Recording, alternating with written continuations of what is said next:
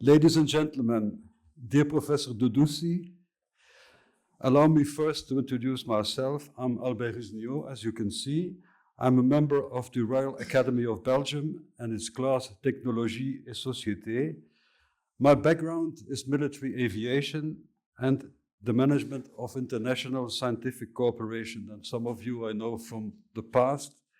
I also had the privilege of working with Professor André Jaumotte as a member of the board of the von Karman Institute for Fluid Dynamics, chaired by Baron Jaumotte himself. Dear colleagues, dear guests, we meet today under the auspices of the Chaire André Jaumotte, an initiative of the Fondation Jaumotte de Moulins, the École Polytechnique de Bruxelles, and the Royal Academy of Belgium, and in particular the Collège Belgique. This chair honors the life and scientific career of Baron André Jaumotte, professor at the École Polytechnique de Bruxelles, rector of the Université Libre de Bruxelles, chairman of the board of the von Karman Institute for Fluid Dynamics, and member of our Academy. The aim of the André Jaumotte Chair is to foster collaboration between Belgian scientific teams and the leading international scientists in the fields of new technologies and engineering sciences. For this academic year, our class Technologie et Société has chosen the theme Environmental Impacts of Aviation, Challenges and Opportunities, and we are truly delighted to welcome Professor Irene Dedoussi as this year's chair holder. She is an associate professor in sustainable aviation and energy at the University of Cambridge and a member of the Whittle Laboratory. Her research seeks to deepen our understanding of the environmental effects of combustion emissions from aviation and other sectors and to guide their sustainable evolution. Before joining Cambridge, she was an associate professor at the Technische Universiteit Delft, where she remains affiliated. She's a fellow of the Netherlands Academy of Engineering and a member of the Young Academy of the Royal Dutch Academy of Arts and Sciences. Her work is of exceptional relevance to one of the most pressing global challenges of our time, making aviation truly sustainable. Allow me to briefly place this in the European context. Aviation is essential for Europe's connectivity and economy, yet it remains one of the hardest sectors to decarbonize. To meet this challenge, and this is my interpretation, the EU has adopted a coordinated strategy built around four main pillars. First, sustainable aviation fuel, and under the Refuel EU Aviation Regulation, all jets supplied at EU airports must be and include a growing share of SAF, starting at 2% in 2025 and reaching 6% by 2030. Second is carbon pricing. Aviation within Europe is covered by the EU emissions trading system, which requires airlines to pay for their CO2 emissions, while international flights participate in the global ICAO offsetting scheme. Third, efficiency and innovation through modernizing European air traffic management under the Single European Sky initiative and supporting research via programs such as Clean Aviation and the Alliance for Zero Emission Aviation. Finally, the EU works with international partners to ensure that standards, fuels, and technologies evolve globally. We indeed need a systemic transformation on an unprecedented scale, demanding long-term commitment, coordinated infrastructure, and sustained investment to succeed. And ladies and gentlemen, it's not only about science and technology. It is also about more what I would call down-to-earth considerations, logistics and finance. Logistically, we face enormous challenges. Sustainable aviation fuels are available but scarce, Airports lack infrastructure to store and distribute them, and aircraft which operate for decades cannot be replaced overnight. Financially, the transition is equally demanding. Low carbon fuels cost 2 to 5 times more than kerosene, while modernizing fleets and airports will require hundreds of billions of euros in investment. And yet, the sector's margins are thin, and policies are not yet globally aligned. Professor Dedussi's research directly feeds into addressing the aforementioned challenges. It focuses on the environmental impacts of aviation, not only its CO2 emissions, but also non-CO2 effects such as nitrogen oxides and contrails. Her team develops advanced models of the interplay between flight parameters and emissions, helping policymakers and manufacturers evaluate mitigation scenarios. Her work provides the scientific evidence needed for informed policymaking and technological innovation, guiding Europe's journey toward sustainable aviation. Professor Dedoussi, we are honored that you have accepted this chair and will lead the series of events it comprises. First, today's inaugural session, a public event to raise awareness of aviation's environmental challenges and potential solutions, including your lecture and the panel discussion you will moderate, joined by Professors Aurélie Bellemans from the Jonge Academie and the VUB, Patrick Hendrick from the ULB, Mr. Dimitar Nikov from the European Commission's DG Climate Action, and Mr. Vincent de Haes, Senior Consultant at TU 70. Second, a closing symposium in June at the Palais des Académies here, drawing conclusions from the exchanges fostered by the chair. And finally, 3 research days to deepen collaboration with the École Polytechnique de Bruxelles. In total, you will spend about 1 month in Belgium with the generous support of the Fondation Jaumotte de Moulins. Ladies and gentlemen, I'd now like to present the floor to Alessandro, who is going to pursue the introduction as well.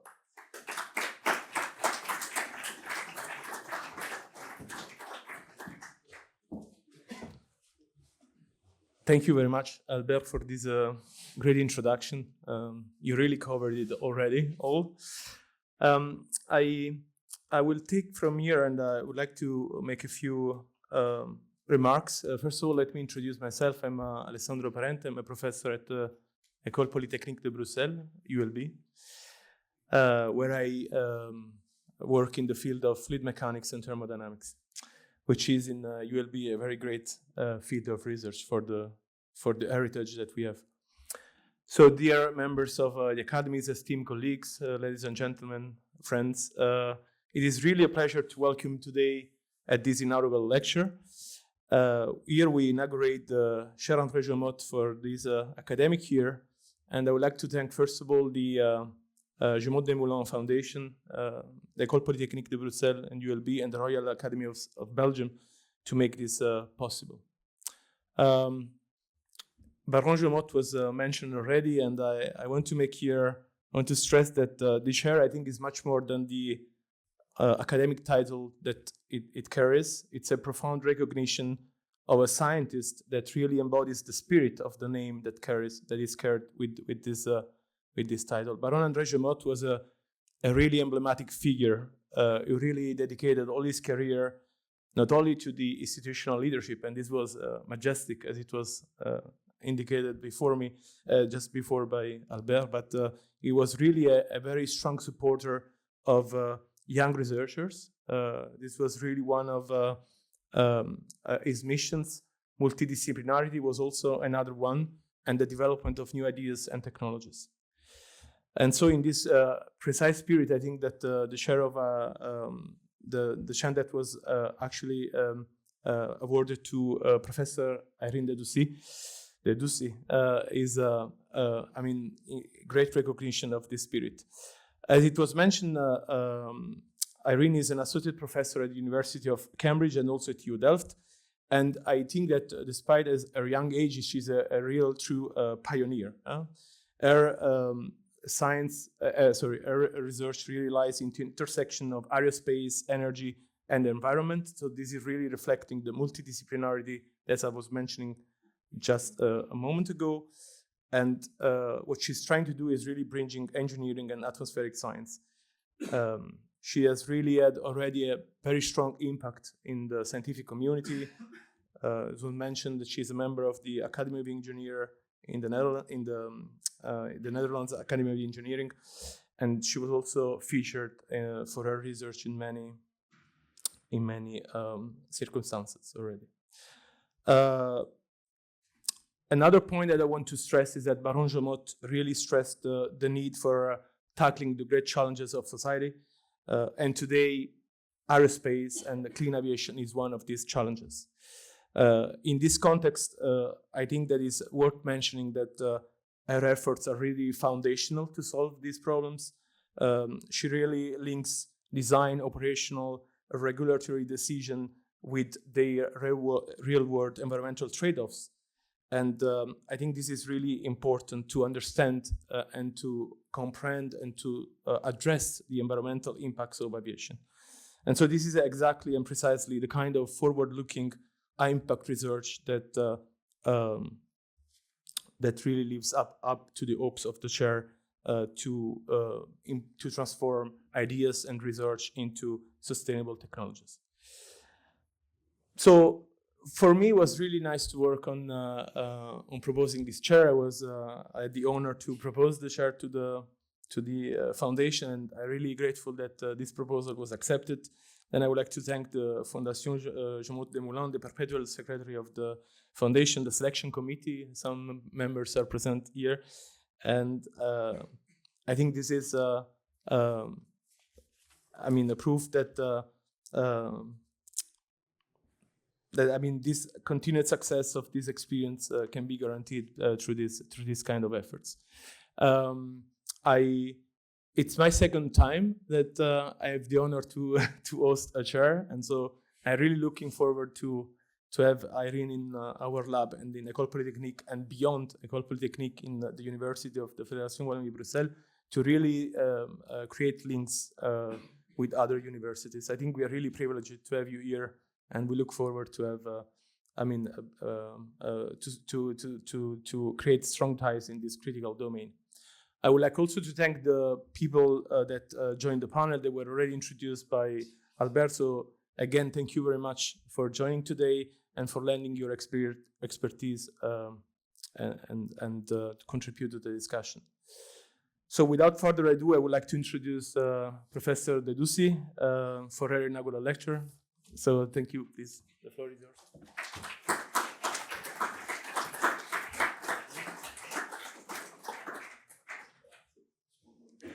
Hi, good afternoon, everyone. Oh, it's a great start. Good afternoon, everyone. Thank you, everyone, for being here. It's so nice to see such a nearly full house. I'll start with some sincere thanks to the very kind introductions, but also to the Academy members and to the Foundation for having me here. So I'm honored and humbled by this recognition. So I opened my laptop a bit too quickly, but you saw a little bit before the plan for today.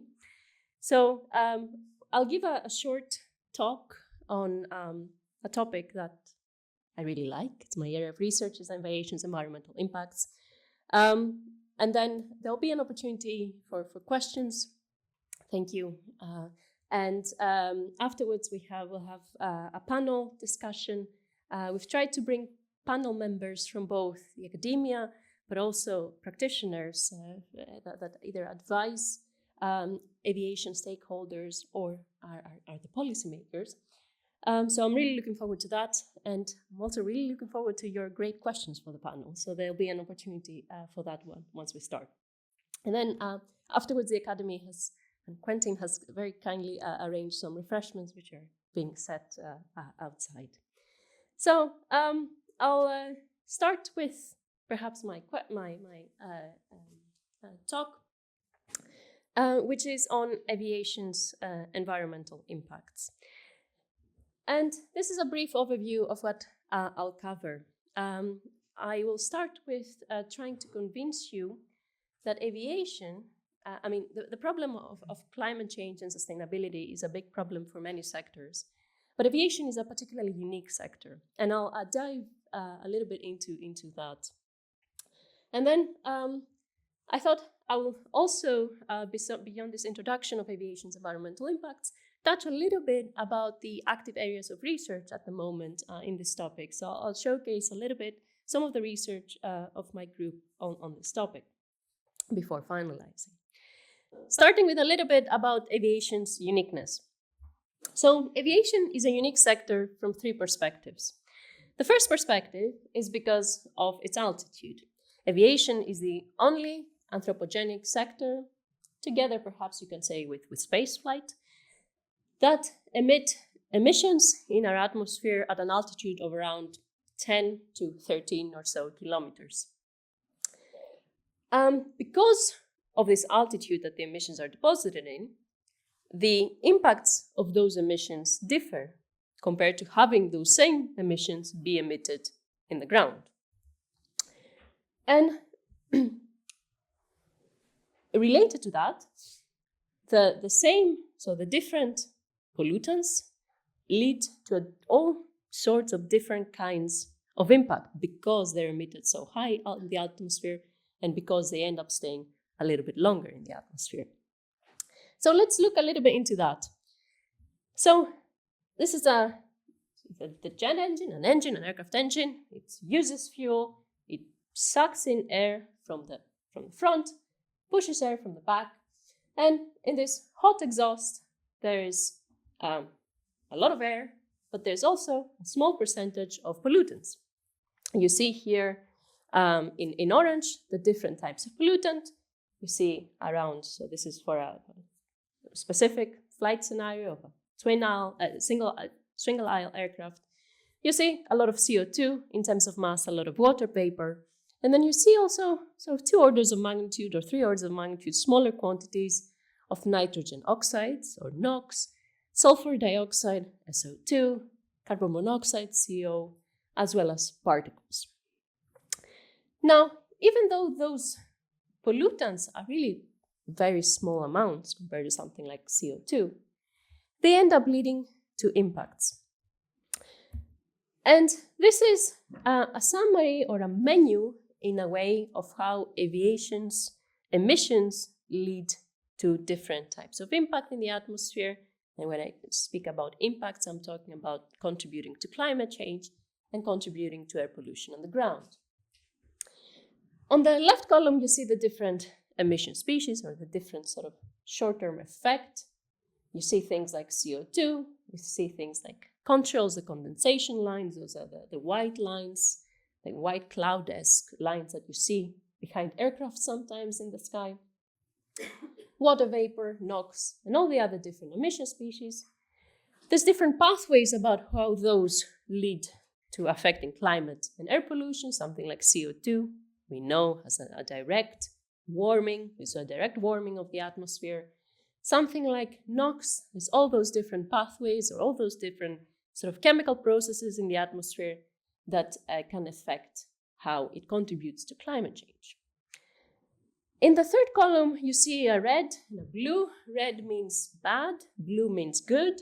So it's either warming or increasing air pollution is the red, and cooling or decreasing air pollution is the blue.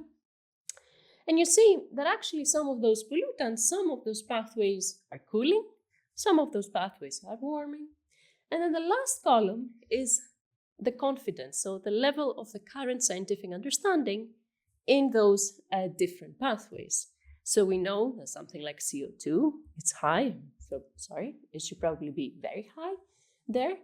But you see that some of the other impacts, some of the other pathways, the uncertainty there varies from very low, meaning we cannot even put a sign to whether it's good or bad, to medium. And while CO2 is a very important part of solving sustainability in aviation, the part of the slice of the pie that CO2 is responsible for is about less than a third when it comes to climate, and CO2 is not involved in air pollution. So as a result, it means that the other species that we sort of refer to as non-CO2 impacts, they're very important, but our confidence in how much we understand them varies quite a bit. So this is an active area of research. It's the research that I do.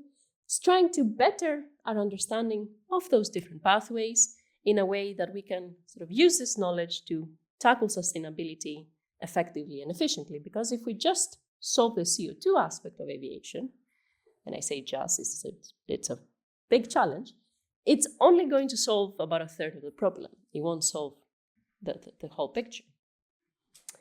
So that's one aspect that makes aviation unique, is that this altitude leads to different pathways, some of which we understand better than some of the other ones. The second aspect that makes aviation unique is its growth. So aviation has been growing steadily since the 50s, since the beginning of flight practically.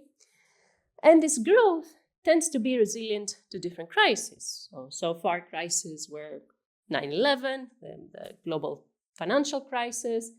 COVID has been the biggest crisis that aviation has faced. And while this plot conveniently ends in the end of 2021, you see that the forecast, this is of course the forecast of Boeing, so that you can argue there's some conflict of interest in this forecast, but that definitely actually is many of the forecasts of people that don't have conflict of interest. So it's a sector that's rapidly growing, and it's a sector that is expected to continue to grow, close to have recovered from COVID already. And then it's good to also keep in mind that while a big part of the sort of Europe and the US flies, a lot of the growth that's shown here comes from other parts of the world that are now starting to fly. Now, of course, with this growth, there's an associated increase in the fuel that we use to power all those flights. And what you see in this plot, the purple line is the sort of amount of aviation fuel sold over time. That's rapidly increasing. It's not increasing as rapidly as the growth plot. That is good news. That means that the aviation system is becoming more efficient as we go. But this increase in efficiency in the aviation system is not sufficient to make up for this huge increase in the growth of the sector. And what these two plots show, so the plot on the top right, you see the slice of the atmosphere. So here is the South Pole, here's the North Pole, here's the equator. And you see how much fuel is spent in the different sort of parts of the slice of the Earth. And what you see is that the majority of the flying population or the flights take place in the northern hemisphere. And what you see in the brown one is the fuel burn for 2005, and in green is the fuel burn for 2019. And you see the growth so of course, there's increases between 2005 and 2019, but you do see that there's increases in some places more so than others. And this is a bit more evident in the plot on the right, on the bottom, where now we see a longitudinal slice of the atmosphere. So here's the West, here's the East, and here's the UK, where you see that 2019, you see huge growth. I mean, Europe and North America is grown, but not hugely. But you do see a lot of growth in Middle East and huge growth in Asia as well.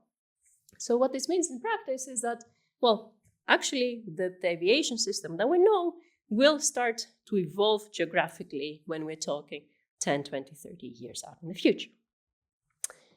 So this very steep growth is the second aspect of aviation that makes it very, very unique. The third aspect that makes aviation very unique is the timelines and the inertia associated with the sectors. So on the top here, you see the aircraft development timeline of a very popular aircraft, the Boeing 737, where you see that, I mean, there's different iterations of the aircraft, but you see that basically aircraft that are still currently flying were designed 40 years ago. The reason is because aircraft are very expensive. When an airline buys an aircraft, they want to make a lot of use out of it. So aircraft tend to stay in the fleet for around 30 years. And basically, in order to design, certify, and sort of make sure that an aircraft is fully penetrated in the flying fleet, that takes many, many decades. So as a result, when we sort of start thinking about completely changing the way aircraft look, we're really talking, so this is the TU-DOF Flying V concept, this is an Airbus concept on flying with hydrogen. We're really talking about many, many decades out in the future. So this aviation's long timelines, what this means is that decisions we make now practically will take effect many 30, 40 years down the line. So these are the three aspects that make aviation very unique. It's also a little bit the aspects that make this problem very important to solve. And the sooner we solve it, the better it will be in the long term. There's two aspects to solving this problem. So on the one side is a very pressing societal problem. So aviation contributes to around right now 3 to 5% of climate change at the moment. But you saw that steep growth rate, and you also probably can tell that other sectors, cars, trucks, ships, hopefully, the emissions tend to go down with time. So aviation being responsible in 2018 for around 4% of climate change means that both the absolute impact of aviation and relatively to other sectors, this is going to grow very rapidly going out in the future. Besides climate change, aviation contributes to air pollution, both near and far from the airport. And from a scientific perspective, this is very interesting because those impacts take place in multiple spatial scales. So you can have impacts near the airport, you have impacts regionally, but you really have a lot of impacts globally. At the same time, there's no straightforward solution for aviation, and I look forward to discussing this with the panel as well. There's no clear replacement at the moment that, yes, this is what we'll do, it will solve the problem. We're stuck with current aircraft for quite a bit more to go. And as a result, decisions we make now, and this could be regulations, it could be also design decisions on what aircraft to go for, how to design an aircraft, this will have multi-decadal effects. My research sits a little bit between these two worlds. And what we aim to do in my group is understand or better understand how the aerospace system interacts with this non-linear and evolving atmosphere out in the future. And there's two aspects that I will talk about today. The first aspect is trying to better understand how aircraft emissions will actually evolve in the next decades to come. And the second aspect is better understand how the atmosphere responds to those aircraft emissions in terms of climate and air pollution. Because the atmosphere, fortunately or unfortunately, is a very complicated system, is a very nonlinear system, and it's a system that it's a living system, and it evolves in time as sort of emissions from primarily other sectors evolve as well. I will start first from the aspect on the right. So trying to better understand how aviation impacts the atmosphere, or how the atmosphere responds to those emissions from aircraft. A tool that we use to better understand how the atmosphere responds to emissions is simulations of the atmosphere, specifically using chemistry transport models. So these are models, let me see if I can restart this, whose output looks like this. They simulate the chemistry, the transport, and the removal processes in the atmosphere. They effectively solve continuity in every grid cell. And what is the output is we have sort of concentrations of different pollutants at different areas in the atmosphere, and also other aspects such as climate impacts. And in this sort of complex system, modeling system, we're interested in understanding how, if we change emissions a little bit, if we look at aviation or other sectors, how that change, that small change in this input of emissions in the model impacts air pollution and climate change metrics. So let's apply this to aviation.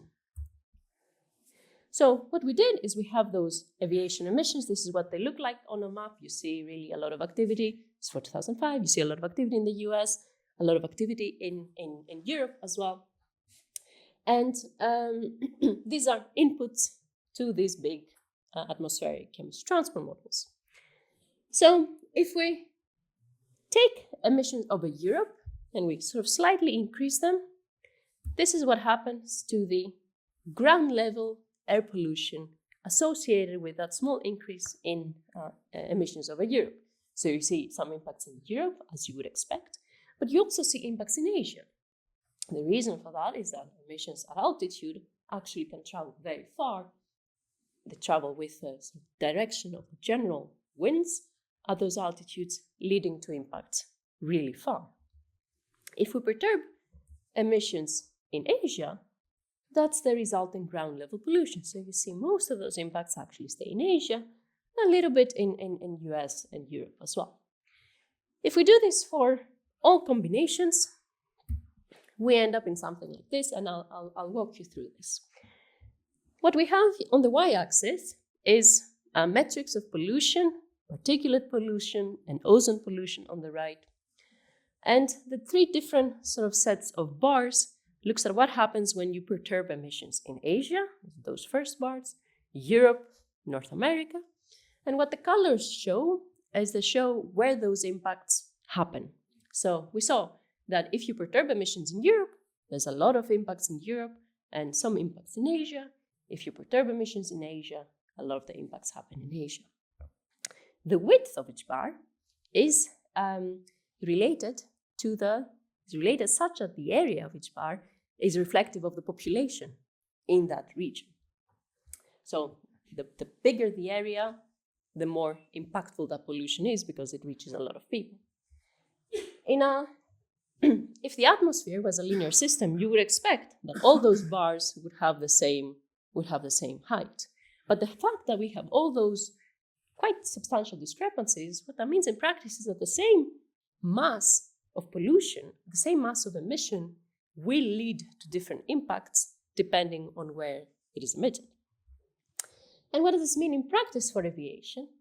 So if we try and account for aviation on a regional scale, so say I'm the US and I'm trying to fix aviation on my own, I'm not going to be too successful in sort of fixing my own problem because this is really an interconnected issue. Now, I will touch on a little bit of a different modeling method, which helps us really track emissions from aircraft in the atmosphere using a Lagrangian approach. So what you see here on the left is we track something that is emitted at cruise altitude in location A over the span of 3 months, and you see how this travels, and then on the right-hand side, how it creates ozone, that has a climate impact. And you see the spatial and temporal scales evolved. Now, if you you trace a lot of parcels in many, many areas of the atmosphere, you end up with a similar type of plot that I previously showed. This time we're looking at climate impacts from aviation NOx emissions. What you see on the y-axis is you see the climate effects of a mass of NOx emissions. And on the different regions, you see what happens if you emit in that region. And orange and blue are the different months, so winter and summer. And what you see, again, ideal world, everything the same, simple. Not so simple in real life. You see that the same mass of emissions can have double the impact depending on where and when it's emitted. You do see in sort of less polluted areas, such as Australasia, the same mass of emission does a lot more damage because of the very clean atmosphere here there. And what this means in practice for aviation is that I showed in the beginning how aviation is growing in different regions at different rates. So we shouldn't be making conclusions about aviation's future impacts based on our understanding of aviation's current impacts, because the emissions will be in different places in the future. So that's something very important to take into account. So aviation's spatially heterogeneous growth will lead to different non-CO2 climate impacts than the ones we're used to today. So this, I hope, presents a taste of how we try to better understand how the atmosphere is responding to emissions from aircraft. The second part that I'd like to touch upon is, well, what are aircraft actually emitting? So this is a plot we showed before. We saw before with aviation's rapid growth, with the sort of projection after 2021. And what we want, or what we should do, is we need to be able to quantify what is emitted by aircraft, also where it is emitted, because that matters for the atmosphere, and the same for the when it is emitted, because that also matters for the atmosphere.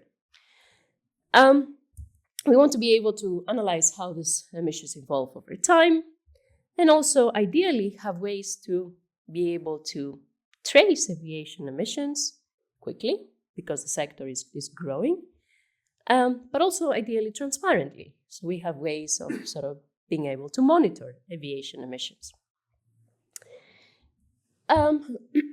What I'll briefly describe is some work that used, so a lot of this, so what this plot shows is the fuel burn from aviation over time.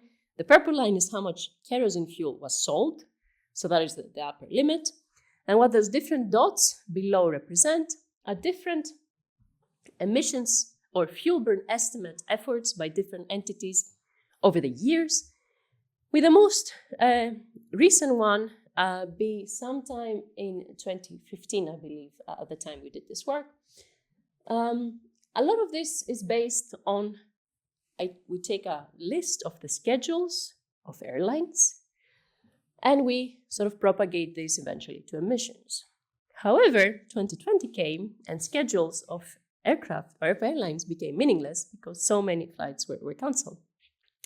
So that prompted us a little bit to look into other ways of obtaining aircraft emissions.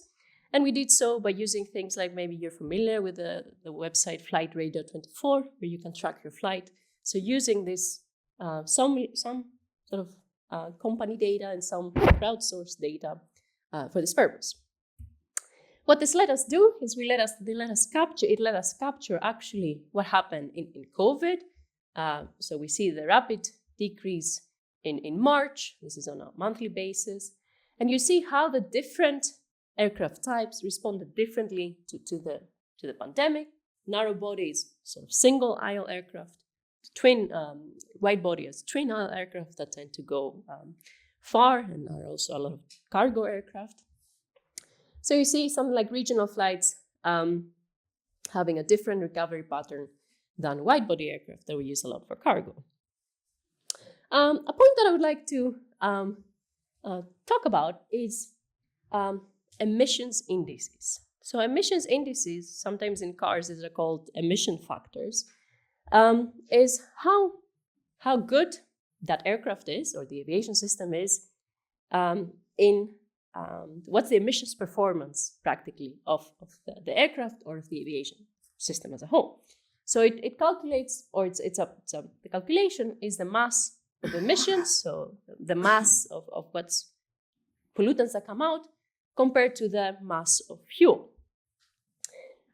If we look at NOx emissions, nitrogen oxides, it's a very interesting case where you see that actually over time, the emissions index of nitrogen oxide has been slowly increasing.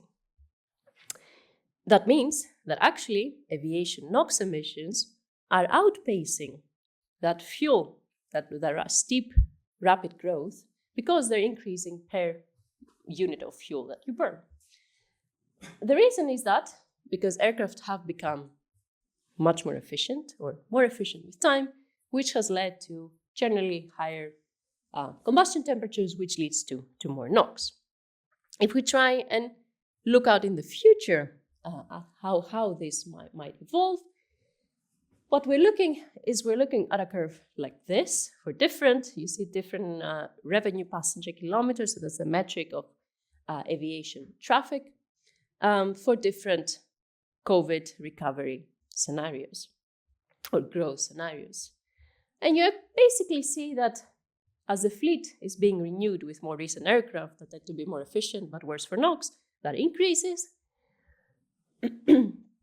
And then you sort of slowly bring in NOx reduction technologies, which tends to bring the curve down.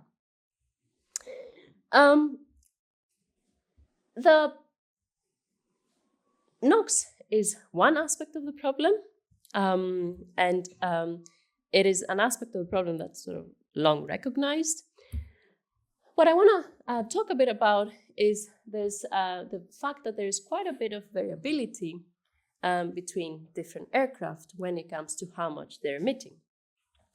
What you see here is the x-axis is the aircraft type. So this is things like an Airbus 320, a Boeing 737, 747, these types of things.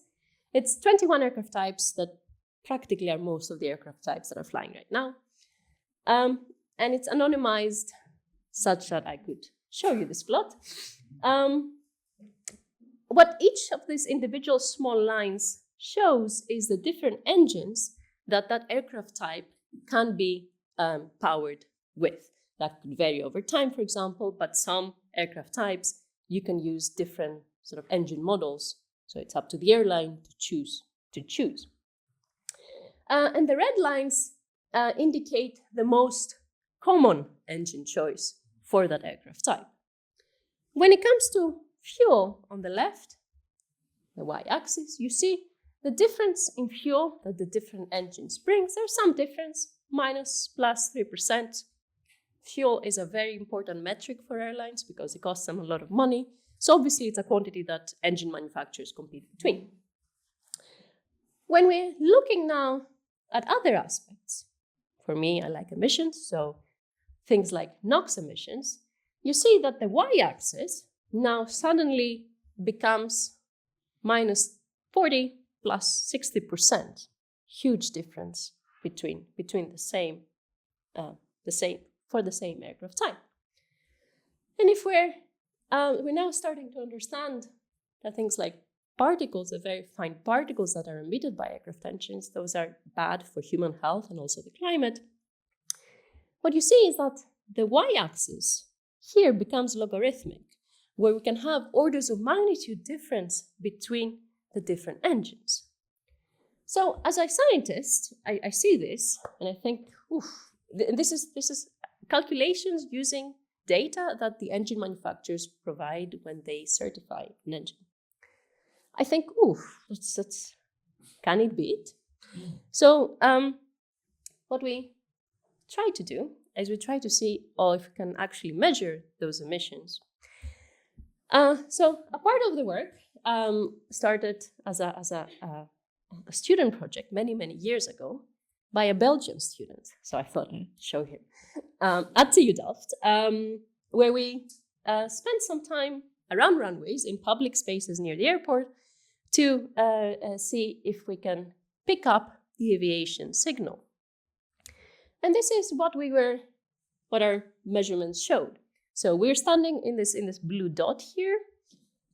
After each aircraft passes by, you really see a very big peak in the particles that are being measured. If we look into those signals in a bit more detail, what you see, so the top shows the number of particles, so how many particles are present in the air, and the bottom plot shows the size of those particles. So you see here in the red lines represent different aircraft types, Boeing 737, Airbus A380. What happens after each aircraft passes by, this is landing in this case, we do see a clear plume that's identified and linked to that aircraft. And similarly on the bottom we see that actually the average particle size really drops, much lower than ambient, down to 10 nanometers. That's really, really small.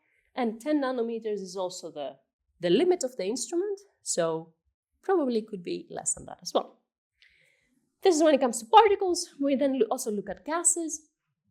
An example here is carbon monoxide and nitrogen oxide. So carbon monoxide, you expect carbon monoxide at landing because it's a low thrust situation. And you see less clear peaks, but still peaks associated with individual aircraft. And curiously, you also sometimes see something for NOx. NOx is something that is associated with high thrust, high temperatures. And what that probably happens is that sometimes when aircraft land, they turn on the engine with the air going the different direction as a way for a brake. So that's probably indicated and confirmed by sound measurements that it is when braking. So that's something that actually you brake to take an earlier exit in the runway, but actually you're causing more emissions. Now, if we aggregate all these types of measurements for particles or ultra-fine particles, these are particles smaller than 300 nanometers, we see something like this. On the left-hand side, so these are different aircraft types. Now I can show them because it's my own data. We have larger aircraft on the left, and then sort of as it goes to the right, we have smaller aircraft. We have blue for departures and orange for arrivals. And what we see is that we have multiple, so this work was done at Schiphol, Amsterdam Schiphol Airport, which is a very nice big airport that practically serves all flying aircraft types, which was very convenient. And what you see here is you see quite a bit of variability for the different aircraft, for each individual aircraft type. You see generally departures being worse for particles than arrivals. You do see a very clear trend that actually bigger aircraft are more polluting when it comes to particles, which we thought was interesting. You don't really see much of a relationship at all at arrivals. And this large variability from aircraft type to aircraft, from within the same aircraft type, is something that we're now trying to understand. Could it be our sort of sensors are not the best at capturing this? Could it be that those aircraft, one is actually recently maintained and the other one was last maintained 5 years ago?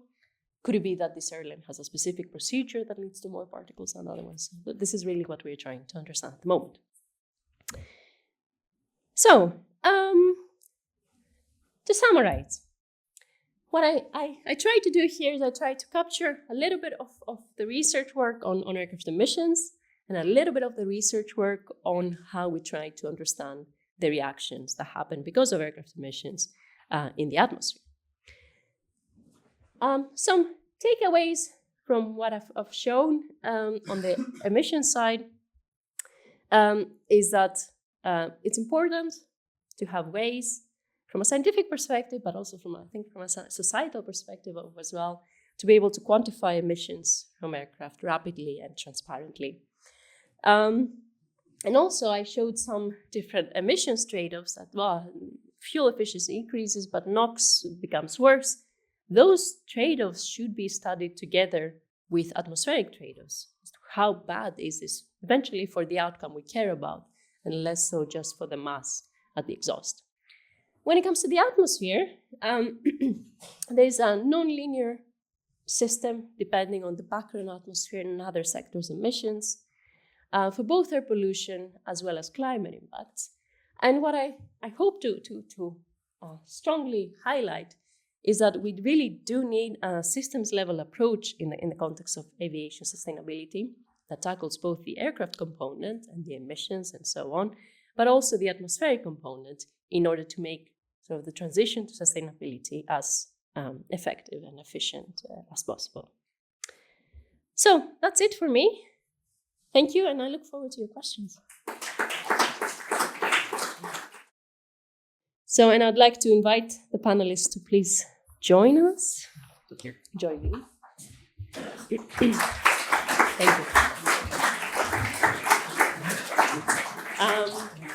Well, so we're moving on to the second part of this afternoon or evening, which is I'm very happy to be joined by a very nice, diverse panel that is very active on the topic of sustainable aviation, and I will briefly introduce them. So from left to right, we start with Aurélie Bellemans, who's an associate professor in the Faculty of Engineering at VUB and a member of the Jonge Academie. Aurélie teaches courses in aeronautical engineering, and her research focuses on developing advanced computational models for fluid mechanics with applications to plasma-assisted combustion and aerospace plasmas. Moving on, Vincent de Haes leads the sustainability expertise team at 270. 270 is a boutique consulting firm focusing on aviation emissions, aviation operations. Vincent and his team at 270 support governments, airports, ANSPs, and airspace users to understand how sustainable aviation will develop and how this drives new operations, strategies, and future policies. We then move on to Dimitar. So Dimitar Nikov is a policy officer in DG CLIMA in the European Commission, where he works since 2021 on aviation non-CO2 climate effects, innovative projects, and quality of offset units. He currently focuses on the MRV system, which I look forward to hear more about, for aviation non-CO2 aspects, a world premiere to measure these impacts on a large scale.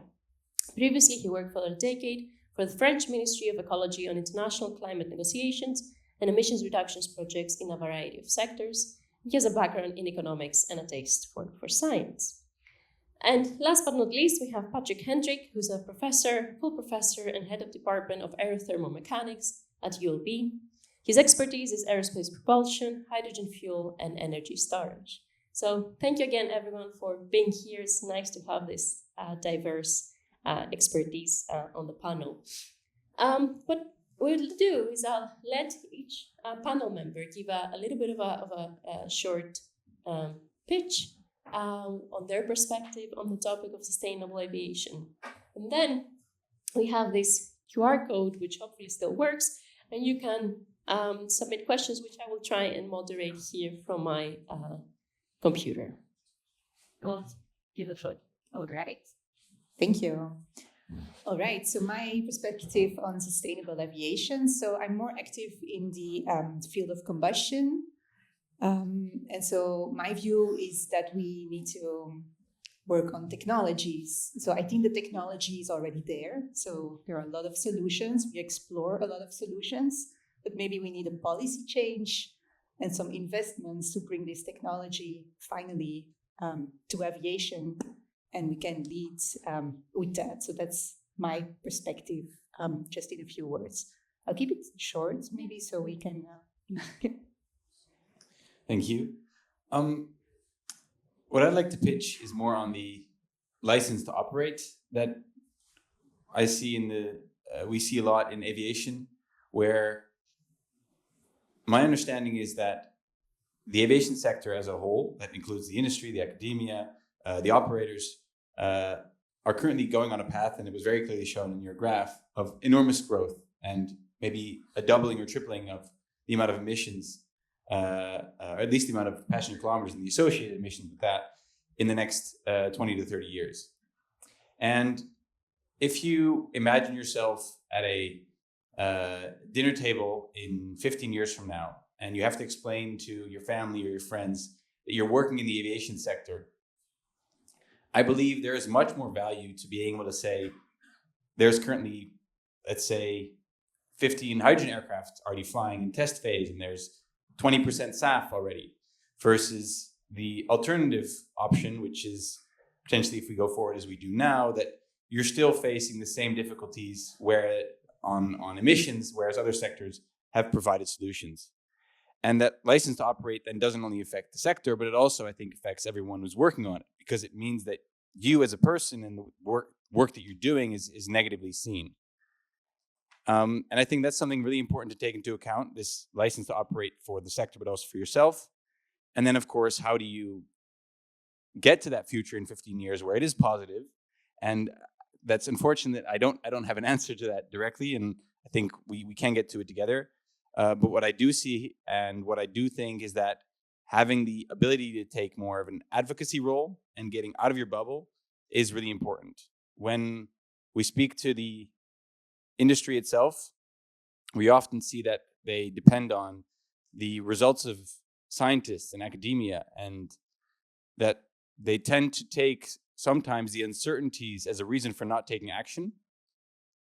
So I believe that as an academic community, which I feel is very represented here very largely today, in which I'm feel maybe a little bit not part of right now, but and so I'm out of my space here, but I believe that there is a potential to be more aggressive in describing that although there are uncertainties, it's very clear that there should be more action being taken to make that license to operate stay.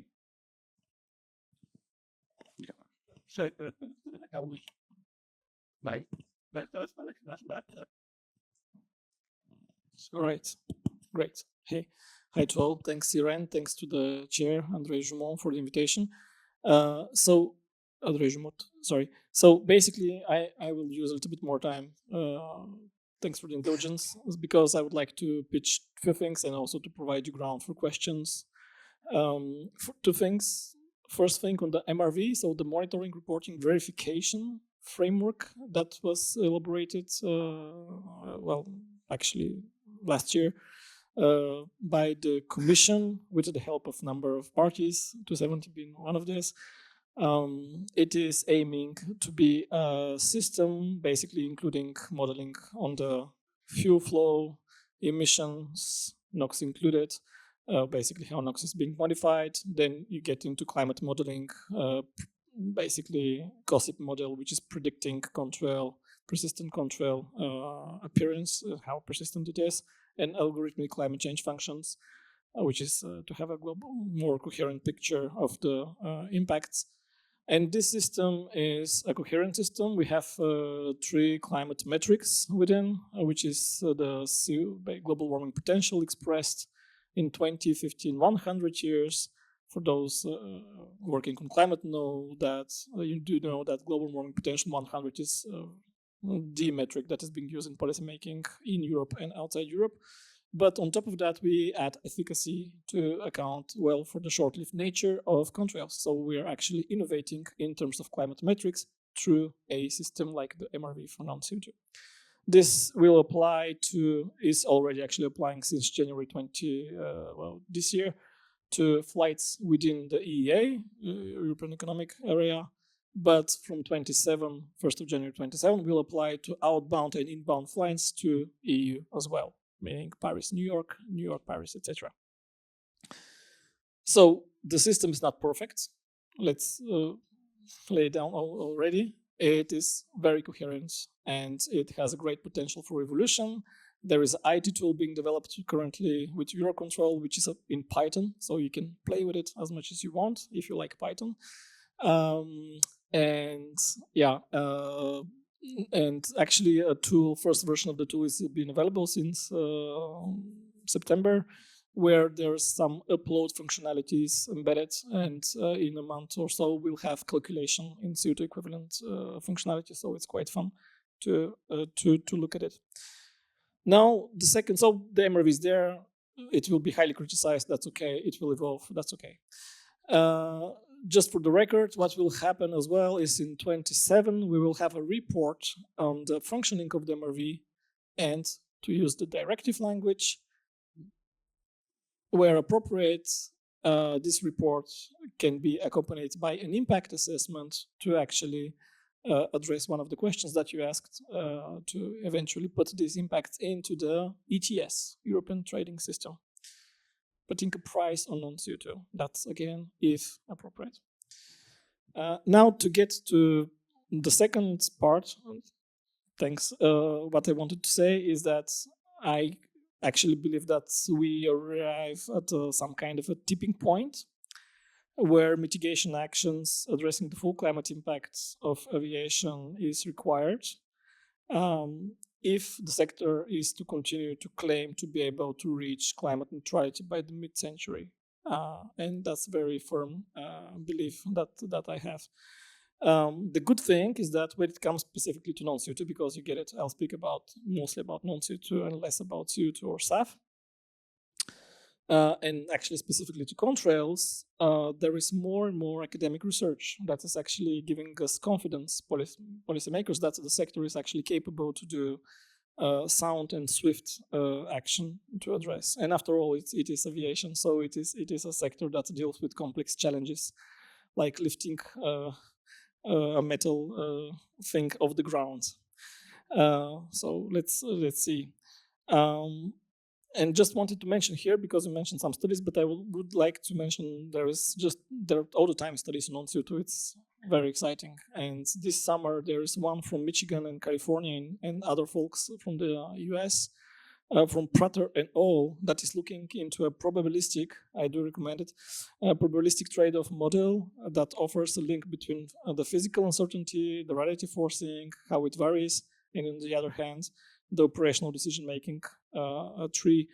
So in a way, the conclusion are that we do not necessarily need to know with precision how much control forcing is avoided, but what we'll actually need is to rather compute the probability and that the avoidance will pay off when it is weighted against the CO2 penalty. CO2 penalty being, let's remind, CO2 penalty of control avoidance maneuver is somewhat 1% of the fuel. So I let you judge if this is a lot or not. And just let's remind that when aircraft inefficiency for a typical flight can sometimes go up to 10% of the fuel. So they do some maneuvers for this and that. Let's imagine what if they do a mitigation-driven maneuver and give you 1% more. So in essence, what I feel that we need is risk-based assessments. And in terms of academic findings, I think it's good that we have fundamental research, and there are different schools of thoughts. So that's also very exciting when it comes to the climate impact of aviation. I do like to read Manchester, Oxford, Cambridge, and then see MIT what it's doing, and think about the IPSL, and then see what's coming from Delft. So it's very fun to look at the different approaches towards climate in aviation. But when it comes to fundamental research, believe it or not, I think that we're quite in a good shape when it comes to addressing non-CO2 already. So this does not mean that we should not continue refining science. Actually, right, the contrary, we should continue refining science. We should continue working on uncertainties. By the way, let's not forget that some of the uncertainties will never be addressed. So we have to live with those and mitigate those. Thus, the importance of the precautionary principle in policymaking. And by the way, precautionary principle, obviously, when it comes to the Commission, is something that we apply a lot, specifically in environment and climate. Final words. What we would need is more trials, I think, when it comes to non-CO2, to see a little bit how ANSP, so Air Navigation Service Provider, can cope with actual changing traffic patterns, etc. And to be honest on this, again, let's break a little bit the methodology here. As traffic grows, you saw the graphic, it's quite impressive. ANSPs and traffic is actually becoming still efficient, and it's keeping the pace of being more and more efficient. So while traffic being grow, ANSPs are still finding margins to showcase efficiency. So I also firmly believe that the argument of having dense airspace like the European one, well, it's not, for me, it's not a very strong argument in terms of not being able to do trials or even more. That's it from my side. Thank you. I would have two comments related to what has been discussed before. The first one, I really like that you mentioned these timelines, because it's so often forgotten. So an aircraft is flying now 40,000 hours. So it's even a short lifetime. So you have discussed 30 years. If we take 30 years from now, we are in 2055. That means that discussing mid-century zero emission, we are really dreaming. So we need to be realistic. Huh? So even if you would include new technologies in existing engines, aero engines, it's far to be obvious that we will reach this neutrality within even 50 years from now. And I think the second point that has not been mentioned here, this is the effect of speed. So flight speed, so Mach number. So today, clearly, this is a factor that is by nobody considered in order to reduce the aircraft emissions, because the TSFC, the thrust-specific fuel consumption, is highly increasing with the flight speed. And of course, with flight speed, you need also more thrust because the drag is much higher, proportional with speed square, and it's not really considered. And you could fly 10% less fast, gain the same amount of time in airports, because you are losing a lot of times in airports, and we would consume much less fuel. And of course, this is also going very well with the RISE engine that has been mentioned before, because if you increase the bypass ratio, you do not have any more duct around the fan, and most probably you will need to reduce the flight speed, or at least a little bit. So I think reducing the flight speed, but of course nobody wants to show that to the customers, that they will fly 20 minutes more to go to Malaga, or 30 minutes more to go to Rome, I don't know.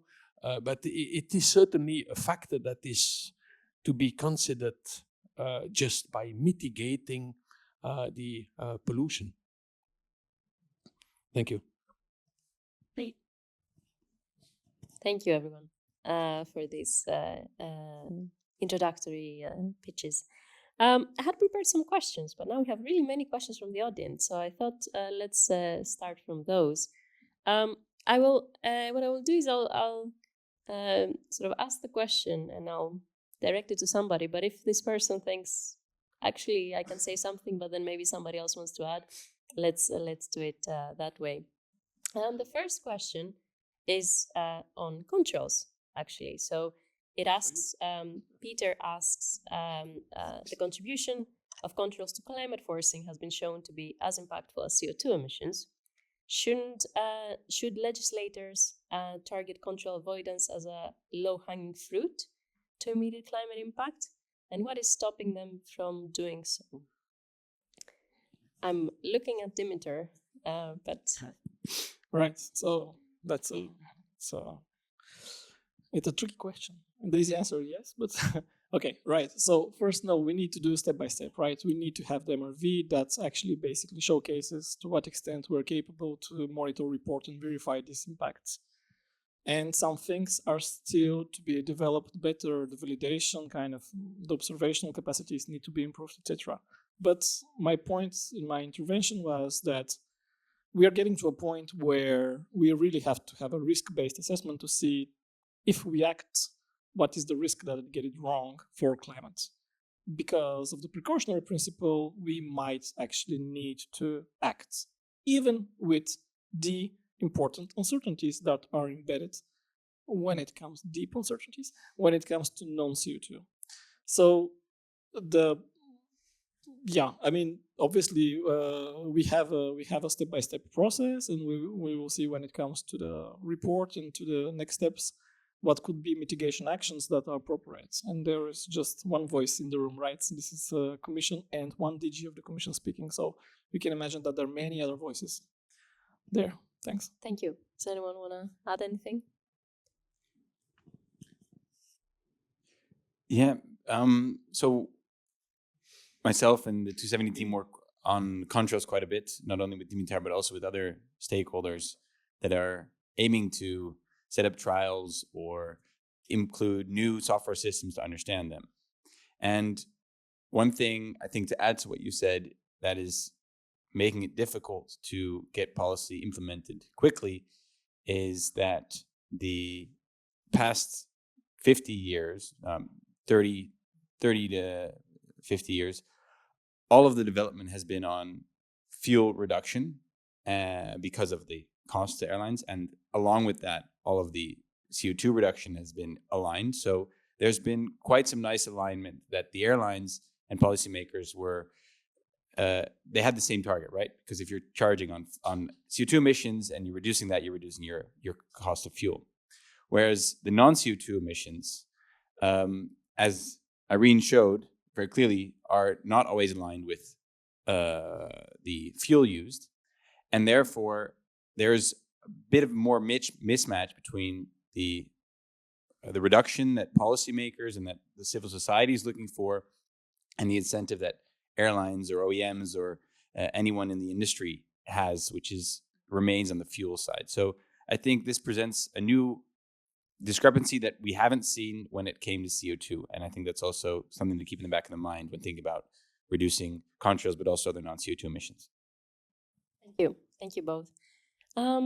Next question is about aircraft technologies.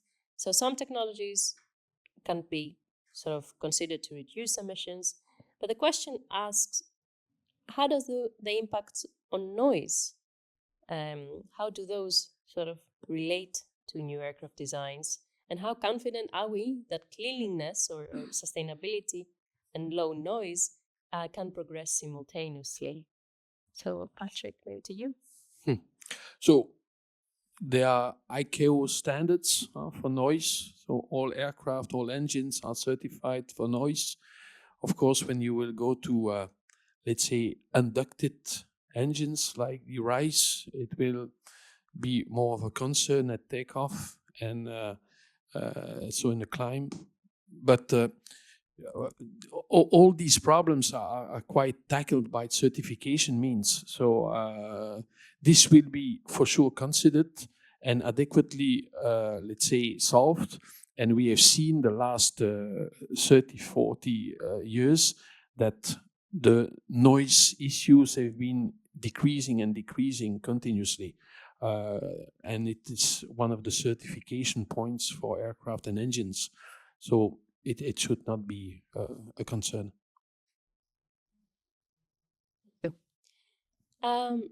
Next question is about SAF, and I'll address this to Vincent if he wants. Is there a way of decarbonizing significantly aviation without the use of SAF? That's an interesting question. Well, if we take it as a thought experiment, let's say there is no SAF, or for some reason airlines are not allowed to use SAF, it might actually bring forward other interesting solutions that aren't considered by airlines and OEMs because they see SAF as currently the silver bullet to decarbonize aviation. So off the bat, I would say no. Or I would say yes, it is possible to decarbonize without SAF. However, for a lot of the long-haul flights in the current system we have for flying, which covers thousands of nautical miles in one leg, you do have to go back to the fundamental physics of other fuels, where I think other panelists might be more the expert. And there you see that you would have to change the business model around flying to shorter legs to be able to use those other fuels. And so if you want to stay in the current business model we have, I do foresee that SAF is required, and especially then for those long-haul wide-body flights. With the only caveat being the pictures you showed of a blended wing body, which are, faraway concepts, but, might even be able to disrupt what I was just mentioning. But maybe I'd be interested to hear from the other panelists what you think about the fuel. Yeah, Patrick or Aurélie, yeah. Yeah, so SAF is an extremely complex problem.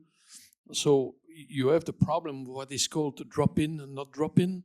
So are you able to fly the same aircraft that what we have today with SAF or not? And it depends really on the composition of the SAF, because if you need to have drop-in SAF, so that means that you do not need to change anything to the aircraft. And one of the concerns are, so you know, in an aircraft there is no tank, there is no fuel tank. So the fuel is directly put in the wings. There is absolutely no fuel tank. This is just tightness for leakage that is used, or that is done thanks to seals. And the seals are, let's say, inflated or are inflating thanks to the fuel that you are dropping inside the tank.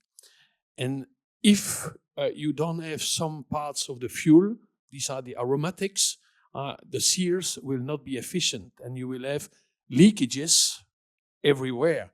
So that means near the gates, on the taxiways, on the runways, and also in flight. So it's impossible today to use, let's say, any fuel if they do not contain enough aromatics. And in the SAF, so there are different routes possible, different feedstocks that can be used to produce the SAF, different feedstock, different chemical routes. And in not all of them, I would say in most of them, you don't have enough aromatics. So that means that you cannot use the SAFs like this if you are not mixing them with a fuel that is containing enough aromatics. That's why today it's limited to what is called 50% SAF with 50% normal kerosene, fossil kerosene. And so this is a quite difficult problem because, of course, the feedstock, they don't have all the same price. And if you reduce these aromatics, you will have these leakages problems. And these aromatics are at the origin, of course, of the contrails also. So this is a very complex problem, the SAF. And that's why the authorities are so careful. So Irene mentioned 2% in 25, only 6% in 2030. It's slow growth because it's not an easy problem to, let's say, fly with, let's say, any kind of SAF that you could imagine. Okay, thank you. All right, so to continue on this question, so we talked about the longer flights, but I think for the shorter flights, we could do without SAF. And I think there we can find alternatives. We can use electric propulsion. We can use fuel cells. I think those are solutions that are working well for shorter flights.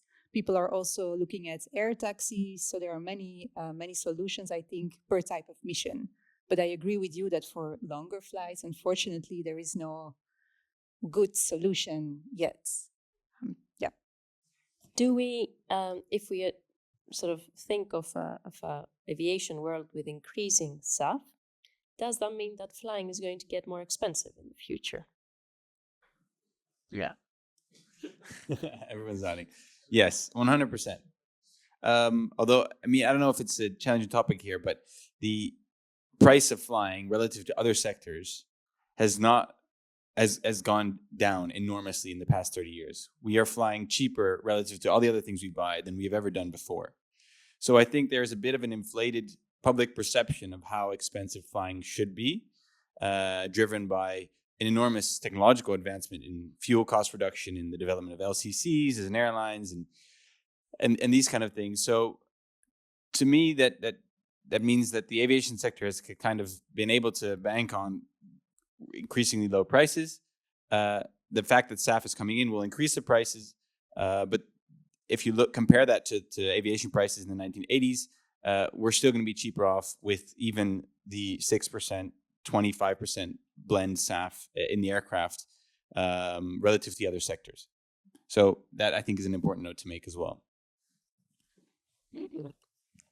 I hope at some point the Eurostar will be cheaper than the flight. Next question is on space flight. So how does all those rocket launches impact our atmosphere, and whether those models that we use for aircraft can be used also for spacecraft. Aurélie might have something to say, and I can also say something on that, actually. Sorry. Okay, sorry. So, but we had with Aurélie last year 2 students in a master project who worked on that at ULB and VUB. So today, even if you consider SpaceX, they will have flown about 200 flights in 2025, even if they would fly every day, which is certainly a challenge because you don't have enough spaceports. This is extremely limited. So the impact on air pollution is extremely limited. First, some of the engines are burning hydrogen and oxygen. This is the case of Ariane 5, Vega. SpaceX, they are burning, let's say, RP1, which is rocket propellant, type of kerosene. But the number of flights, even with SpaceX flying almost every day of the year, is extremely limited compared to aircraft flights. And so, because you take something like, let's say, 50 tons of kerosene in one flight, so 50 tons, and every day aviation is 1 billion of liters per day. 1 billion of liters per day. So 50 tons, and the other one is 1 million of tons. So you see, you would need to have hundreds of flights every day of rockets, and that will never happen. No? Even what SpaceX is doing is excellent compared to the competition. Mm-hmm. Yeah, and just to add something on that, so we absolutely can use the same models that we use for these atmospheric models to study spaceflight, and we do. Indeed, the amounts are much smaller. However, the amounts can be at much higher levels in the atmosphere. And it's not just the stuff that goes up, it's also the stuff that sort of re-enters the atmosphere as it's called re-entry. Either satellites eventually come through or so rockets come down. And on a per mass, the impact is higher because it's a more pristine atmosphere.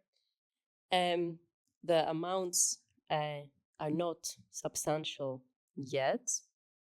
And what's interesting but not fully understood yet is when you have a lot of things coming back into the atmosphere and burning as they come down, there's a lot of metals, metal particles that are now being sort of emitted in the very clean areas of the atmosphere, which could trigger mechanisms that we're still trying to understand. So it's a very important topic that we should definitely keep an eye on.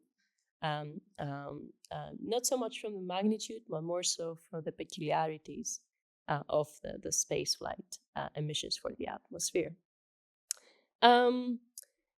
Another question was, I'll combine 2 questions, was about private jets. So what is the impact of private jets on pollution and global warming? And similarly, whether a solution could be to sort of impose a quota, a CO2 quota per individual for a period of 5 years, and then live life with that. And then once you're out, you're out. I'm curious to hear people's thoughts. I think that's a Jean-Marc Jancovici idea that I heard in the past. I mean, everything is possible in the future, depending how aviation is growing. Again, I'm quite impressed by this. I want to say exponential, maybe not, but very kind of curve that is in a few years, this sector will be unique. And the pressure on the sector will, of course, obviously grow. So let's see what the future brings to the sector. But obviously, I cannot tell anything more than that. we did a study about a year and a half ago on private jets and the impact of it.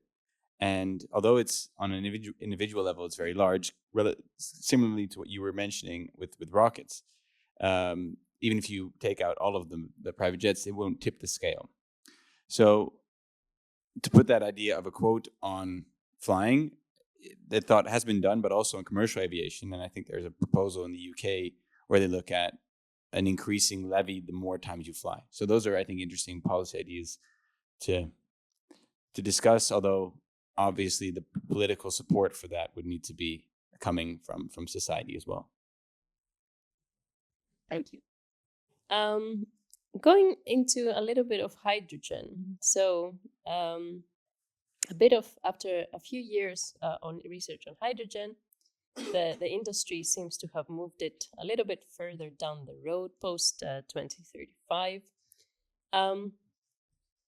Has any consideration been given to nuclear propulsion? Looking at Aurélie or Patrick? So if you visit the Museum of General Electric in Cincinnati, so they have a nuclear engine that has been developed. I don't think that it has ever been tested in flight, but at least they tested it on a test facility. So it's rather, let's say, unknown what they did. But clearly the problem is flying. So it's not so much, let's say, to have the system running, but it's mainly to have the system flying above cities and flying above continents. What's happening if there is an incident or an accident or a takeoff? It's extremely, let's say, difficult to understand that we could certify one day something with nuclear propulsion, even if the engine could be maybe rather small and efficient, but certification is, I think, totally excluded. I think this engine for General Electric was military purpose only, but it has never been tested in flight from what I know. And what about, go ahead. Well, when we were working at Aero Delft, which was one of a student team from the university that you were also at, we were brainstorming all these ideas and we were looking this up. I don't remember the exact story, so whoever asked the question, definitely Google this. But I remember that there was some testing on this during the Cold War between Russia and the United States. And I see you nodding, some of you here know what I'm referring to, but they needed to put so much lead in the aircraft to protect the pilot from the radiation that the aircraft got way too heavy and they were only able to put 1 or 2 people on the aircraft. So there are some interesting stories out there about nuclear planes as far as I know. Thank you. And what about ammonia? Is that a fuel that's being considered? Is that for you, Aurélie? I guess we can share the question with, no, or maybe not. Yes, ammonia. Well, the problem with ammonia is emissions, right? But fortunately, in my group, we work on plasma-assisted technologies, and we are trying to investigate if we can use non-equilibrium plasmas to decrease emissions. So there are solutions to use plasmas as a post-treatment to decrease emissions. Actually, we also work with saffron on this, and not just ammonia, but then blends with hydrogen, because ammonia only might not be that interesting, but we are looking into this definitely. So try to fly leaner, so less air, less fuel, more air, then use plasma technologies to enhance the combustion, maintain it, and then use it as a post-processing technique. So that's something that's being looked into actually, but not a real solution yet. Thank you. There's too many questions to pick from, honestly, and there's not a lot of time. So I wanted to perhaps hear some closing thoughts from the panel, specifically on each of you, on what gives you a little bit of hope. There's a lot of negativity in sustainable aviation for right reasons, but what gives you hope in this field, if anything, maybe nothing. What gives me hope? So I'd like to couple this to one of the other questions you asked by mail, and that's the role of universities in the entire aviation problem. So I think it's great to educate the next generation of engineers and scientists that will work on these problems. So yes, there is hope. I'm sure we will come up with new solutions. And I think also universities are kind of a beacon for new ideas, where you plant seeds, where you have a mentality change as well. So people, I see the young generation is more conscious about flying. So I think we really need a mentality change. And I see this with the new generation. So this gives me hope, let's say. And I'm confident if we combine all the solutions, policy, new technology, that we can do this actually. So I'm quite confident we will get there. Yes. It's a tough question. I had 2 minutes to think about it, so that helps. But I think, to me, the most hopeful thing is the people that are willing to disrupt the current system right now, which takes a lot of courage. And it can be done, I've seen on different levels. You have the highest level where there's people who worked at Airbus for 3 or 4 years and then decide to set up their own electric aircraft startup, like Viridian, or who are working on ZeroAvia on a hydrogen-powered aircraft, or setting up an e-fuels factory. That's takes a lot of courage, and you have to really swim against the stream. But I think also on a more personal level, you can take that step by saying, hey, I'm going to take the Eurostar, even though it's more expensive, because I want to show that this flight between Brussels and Amsterdam doesn't really make sense in our day and age. And everything in between, anyone who's willing to stand up in their company and say, we need a sustainable travel policy, or anyone within the industry, Academie, says, wait, we want these results to be more communicated because they are useful to really change something. And even though that may not be a benefit to them for getting new funds or being able to work together, if there's really something that you can change and push for, I think that's what gives me hope. And when I see people doing that in the aviation sector. Thanks. What will give me hope is that actually there is not much choice for the aviation sector. They must innovate the hell out of the innovation, because otherwise they're just not going to remain. Well, I'm not even talking about license to grow. I'm talking license to exist. So yeah, and the fun thing with, again, non-CO2 is that, well, first of all, it's actually quite visible. So getting rid of contrails is like one of the most visible way to get rid of important impact of one sector, even if it's not that much compared to other sectors right now.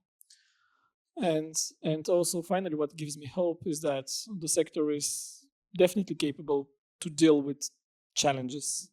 I mean, come on, let's see what's been done through aviation, how innovative are people and passionate about the sector are. So actually this gives me a lot of hope that they can also find the right solutions in a quite quick manner. Thanks. As you mentioned, I think innovation has been the most important word in aviation since decades now. This is the most innovating sector that we can imagine in transportation. But innovation must now be at the level of avoiding to have a single type of aircraft as we have had until now. So we have had, let's say, kerosene burning aircraft, and we will have indeed solutions that are valid for small aviation, electric propulsion, fuel cells for APUs, also auxiliary power units, and then hydrogen, most probably for, let's say, short-haul aircraft, and then I suspect e-fuels for long-haul aircraft. So that will change, I think, the vision we will have of aviation with different categories, different types of aircraft, and different types of propulsion systems, most probably in the future, from electric to, let's say, hydrogen, and to e-fuels that are very similar to the kerosene of today. Thank you.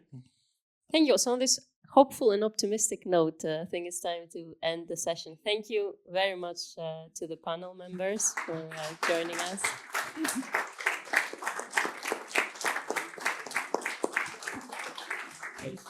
And yeah, once again, thank you to the Foundation and the Academy.